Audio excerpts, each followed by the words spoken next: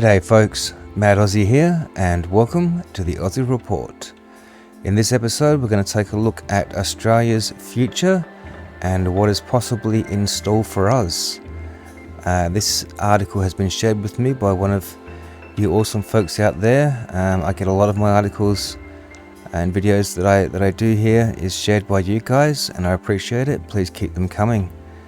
Drop them in a comment below one of the videos, or join me on Telegram and drop a comment there, drop an article there or a video, whatever. So this one is just appears to be an everyday lady, an everyday Aussie lady, and has done a little research, and from that has some insights into what she believes we might possibly have in store for us in the future. She talks about weather manipulation, about the wellness camps, about the floods and the fires and everything like that. And it's sort of along the same lines of the information that I hear getting around as general consensus in the community lately. So I thought she puts it together quite well. So I'm just going to share the first 10 minutes with you guys, because I'm not sure if it's all appropriate for YouTube or not.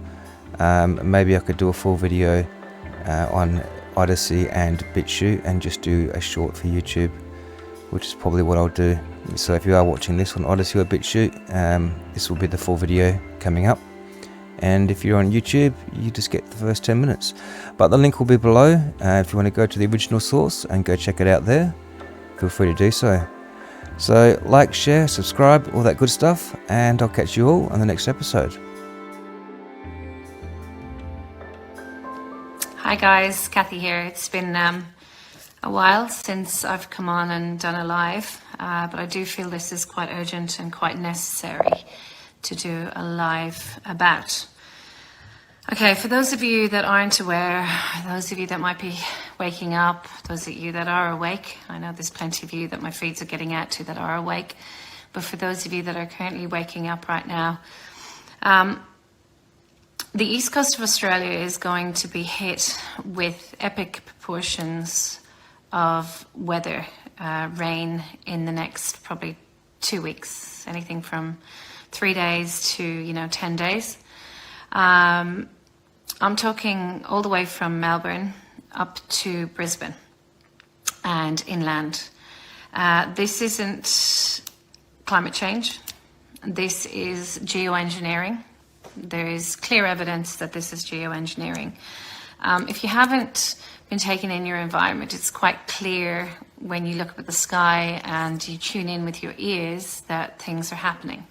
And when you dig a little deeper and you see the radar and you look at the sonic frequencies that are being targeted in certain areas to manipulate the actual weather, you will find that these floods are being done on purpose. Now, if we go back to 2018, just after our PM was voted in, you will recall that we had severe fires suddenly. And anyone who was on the ground and who knew fires said that those fires were not like anything they had seen before. They were coming from really strange directions. The trees were burning from the inside out, which has never happened, and it was disgraceful. When you dig a little deeper, you find the World Economic Forum, under the New World Order, Agenda 21 to 30, has listed most of the towns on the east coast of Australia as smart cities, and they wish to build a rail through the areas that were basically decimated by fires and are potentially in the near future going to be decimated by floods. Lismore being one of the cities that has been signed up for the Smart Cities program. It's easy. I can post all the documents underneath for you to be able to have references.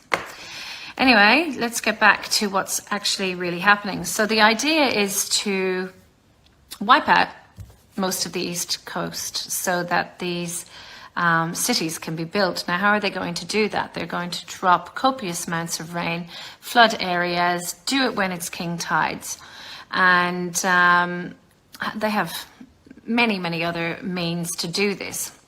What does that mean for the people? Well, it means that their houses become uninhabitable, and it means that they can call their emergency orders, which a bill has just been passed in Parliament that allows foreign troops, UN troops, who are part of the New World Order and the World Economic Forum, to come onto Australian soil and commit any offences towards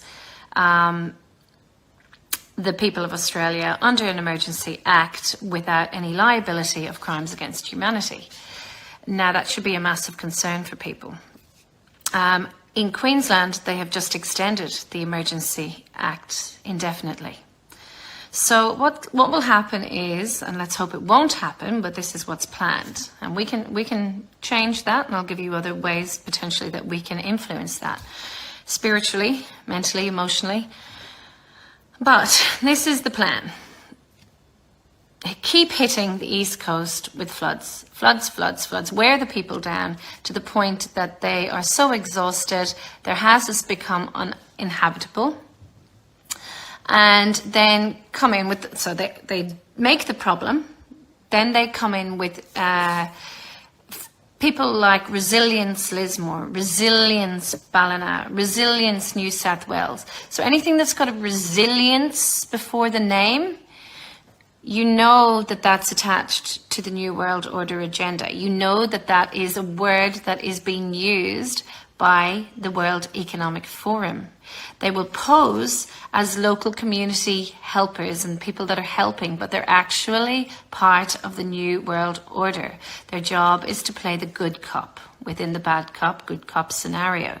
So they'll come in, they'll offer a solution, and their solutions will be to help feed people and to sign you up to whatever government funding that they can offer you, basically $1,000 potentially, to help you, buy some food in the short term. But in order to do that, you have to have a digital identity. Now, in the meantime, your houses are inhabitable. So what's happened in Queensland right now? Well, today, Anastasia Palaszczuk has offered, right, to house displaced New South Wales victims to wellness camp facilities in Toowoomba. Now, she quoted, "It will safeguard against whatever comes in the future. We have these facilities for anything that may be thrown at us in the future." Now, what do these politicians know that we don't know? And why have they built these wellness camps? Well, I'll tell you why. Because they want to flood you out. They want to take your land, take your homes, take everything you own, put you into these camps. Now, if we go back to the camps in Germany, the people that went to the camps in Germany went there willingly because they were told they were going there for their own safety. And take your suitcases. It'll be fine. We're taking you there for your own safety. That's a massive alarm bell. Okay? A massive alarm bell. We have seen footage of the people that are actually making these cubicles for the camp, and there are gas pipes that go direct into every one of those cubicles.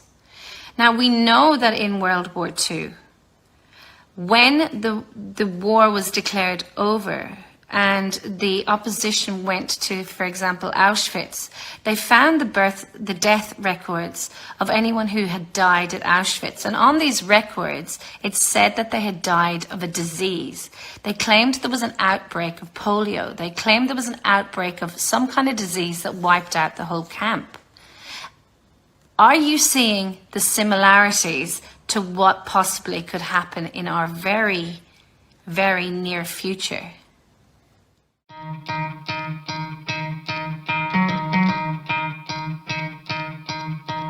You could try to play, but you're never gonna beat me. Look the other way, what I'm doing ain't easy. Bloody hands stained from the people who deceive me. Muddy hands break through the chains, go free me.